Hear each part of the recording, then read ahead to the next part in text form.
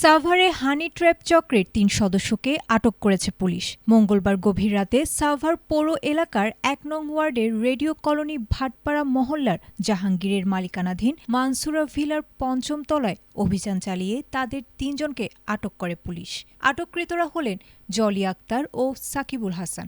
এরা দুজন স্বামী স্ত্রী। এছাড়াও তাদের সহযোগী সোহেল সর্দারকেও আটক করা হয়।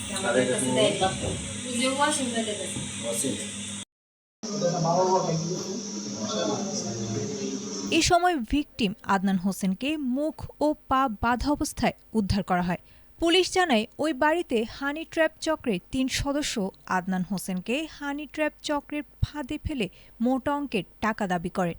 এ ঘটনায় ভিকটিমের পরিবার সাভার মডেল থানায় অভিযোগ দায়ের করলে পুলিশ তাৎক্ষণিক অভিযান চালিয়ে তাদের ৩ জনকে আটক করে।